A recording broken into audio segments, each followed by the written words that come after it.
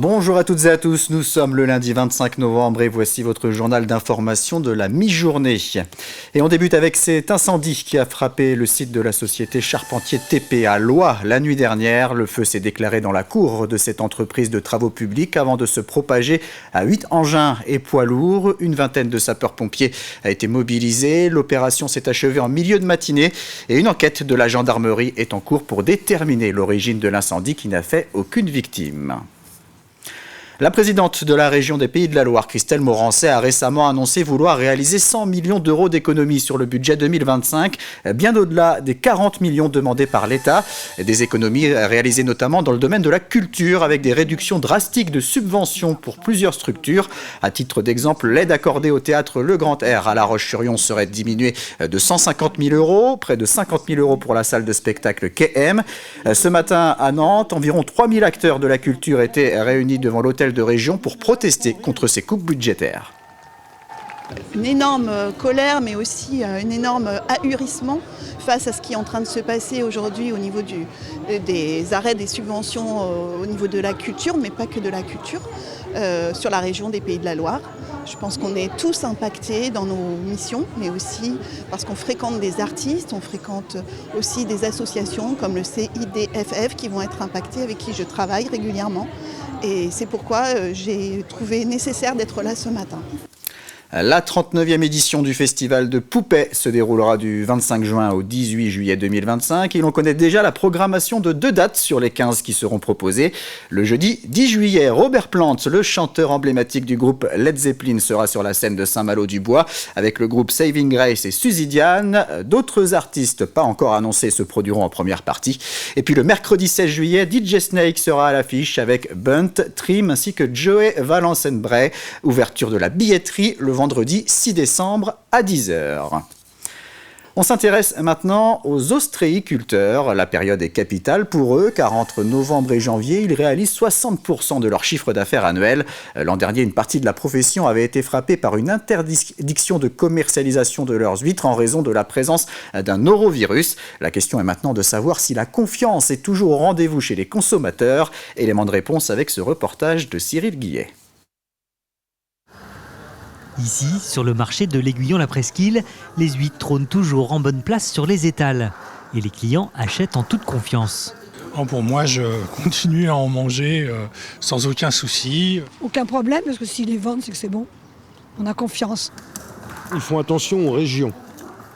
On voit bien sur la vente qu'on en vend plus qu'au départ. Il faut savoir que depuis la contamination au norovirus de certaines huîtres qui avaient engendré leur interdiction à la vente, de nombreuses actions ont été menées et ce, à différents niveaux. Le premier niveau, c'est la prise de conscience de la part des collectivités sur la nécessité de mettre aux normes le réseau d'eau, l'assainissement. Voilà, mais ça prend du temps. Le second volet mis en place, il est en partenariat avec les services d'État, notamment sur la traçabilité et les raisons sanitaires qui peuvent être développées. On a mis en place un indicateur qui permet de pouvoir suivre et anticiper les potentielles crises sanitaires au niveau de l'eau. C'est une expérimentation qui va durer à peu près sur 2 ans, pendant laquelle on va récupérer de la donnée qui permettra après de fiabiliser un nouveau protocole sanitaire et de pouvoir adapter les temps de purification au moment où potentiellement les eaux peuvent être polluées.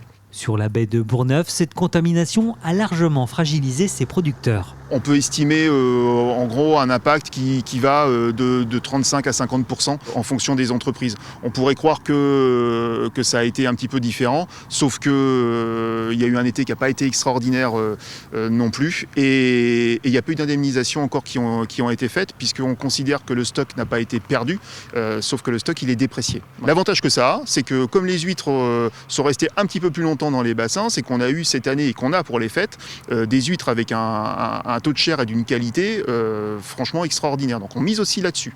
Une campagne de communication a même été lancée pour inviter les consommateurs à manger des huîtres différemment, notamment celles de plus gros calibre, en les cuisinant chaudes, en velouté, au barbecue ou bien encore en les gratinant.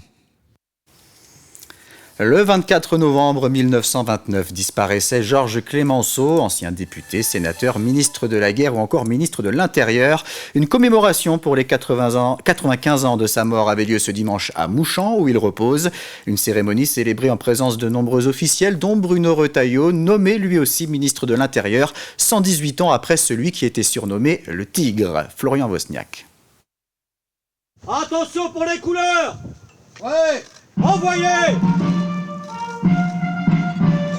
Ils sont près de 100 porte-drapeaux venus de toute la Vendée pour honorer ce 95e anniversaire de la disparition de Georges Clemenceau.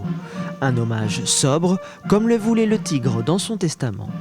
D'abord, il a voulu être enterré ici, le plus simplement possible, et en plus, il a appelé ça le bois sacré. On avait des choses à respecter parce que Clemenceau avait dans son testament, il fallait que ce soit le plus simple possible. Donc avec les pierres qui sont ici, c'est simple, on a respecté la volonté du Tigre. Une cérémonie durant laquelle les officiels se sont succédés pour venir fleurir la tombe de l'ancien ministre de l'Intérieur, enterré près de son père au Colombier. Alors nous avons dévoilé également ce matin aussi une petite stèle très modeste qui a été placée dans un espace juste avant l'entrée du bois où il y a de la terre d'une commune martyre de l'Est de la France, de la Meuse. Et symboliquement, nous souhaitions la poser près du bois pour rendre hommage justement à cet attachement qu'avec Clemenceau pour les poilus, qu'avec Clemenceau pour tous ces villages de France qui ont subi la guerre. Un attachement particulier qu'avait le père de la Victoire pour sa Vendée natale, qu'a souhaité rappeler le ministre de l'Intérieur Bruno Retailleau. Il avait cette phrase qui doit parler à tous les Vendéens, qui me parle puisqu'il a été ministre de l'Intérieur, je suis ministre de l'Intérieur, mais je ne me compare pas à Georges Clemenceau. Cette phrase qu'il a souvent prononcée est la suivante: c'est au tempérament vendéen que je dois le meilleur de mes qualités. Chaque année, le 24 novembre est donc un jour spécial pour la commune de Mouchamps, l'occasion de ne pas oublier ceux qui se sont battus pour la liberté. C'était un peu Noël avant l'heure ce week-end pour les associations caritatives de La Roche-sur-Yon. Le bus de Noël organisait sa 7e distribution des dons récoltés dans les 13 communes de l'agglomération yonnaise via le réseau de bus Impulsion. 3000 jouets ont été remis à la Croix-Rouge, au Secours catholique et à Face Vendée. C'est la fin de cette édition. Merci de l'avoir suivi. On se retrouve à 18h pour un nouveau point sur l'actualité vendéenne. Très bonne journée à tous.